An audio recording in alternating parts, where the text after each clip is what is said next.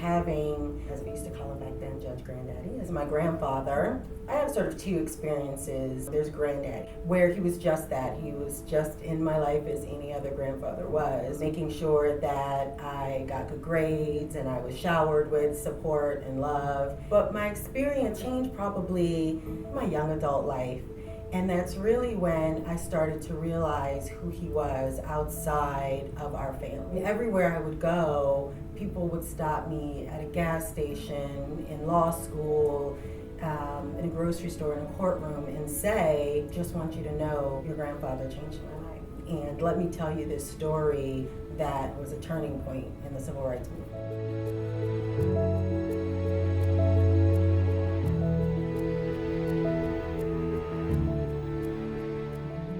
I have seen him in so many different incarnations. Charlie was the consummate political person in the city of New Orleans. He knew so many, he was around so much, and he was able to communicate to people who were running for office how to get elected. In 1971, when I was first running for governor, I was a young congressman. I knew very few people in New Orleans. At that time, the black communities were beginning to organize in New Orleans to become more politically active, and Charlie was very involved in that. His group was supporting me for governor, and he was very, very helpful, and I've never forgotten that. Brave man. When you get on a bench, you got a lot of people out there that want you to put everybody in jail, and he would always consistently use the middle ground to make sure that the person before him was treated fairly. Absolutely fearless in his approach to doing those things that he thinks are the right things to do. Totally committed to New Orleans. Anybody who has ever talked to him knows that his family came from the Lafitte housing development, and many of the people that he had to work with in the criminal justice system, he either knew them or he knew somebody in their family because they came from that neighborhood. And you hear people say all the time, oh, they don't forget where they came from. He truly never forgets where he came from. It shaped the kind of person he is, and being the kind of lawyer that he was, and certainly being the kind of judge that he was. When he would come into my courtroom, he always had the same two words for me: little brother, little brother. That's his thing, little brother. Little brother this, little brother that. Over the years, I've tried to emulate what he did for me and taking an interest in younger lawyers. My very first big case, my very first big trial, Charlie tried it with me and we won. And so it's been happy days ever since. 6 o'clock one morning, Charlie knocked on my door. Little brother, I thought you were going to law school. If you really want to go, I'll get you in Southern tomorrow.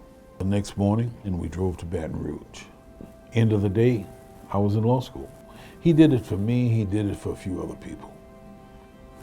Charlie changed my life. The day that I met Mr. Elloie, he hired me to come and work in his law office. And my life changed that day. A couple of years later, he ran for judge. People just warmed up right away. Judge Elloie was running against a very well-financed opponent, and he didn't have much money in his campaign. But I've never seen a campaign with so many volunteers, so many people willing to help somebody. And it was all because of who he was and the way he treated so many people in the community. How much loved he is in this community is hard to describe. But the best way I would describe it is that when Charlie ran for judgeship, 98,000 people voted for him. The night that he won the election, and during his so-called victory speech, I heard him say that he would administer justice, but that he would temper it with compassion. And God knows he kept his word. Charlie had then an innate ability to, and for lack of a better way of putting it, be in their shoes, to actually be where they were in life, and to understand it from a perspective. This is a thing that he taught me because I didn't grow up in New Orleans and I didn't have that same kind of perspective of the city of New Orleans that Charlie had. He could use the court not to harm them, not to punish them for punishment's sake, but he could use the court to help them. Because I had a background similar to some of those people, I was involved very much in the drug court. His punishment for minor violations or non-compliance never was severe, but it was always instructive. When he came on a bench, it was the prosecutors used to have a large influence on the court.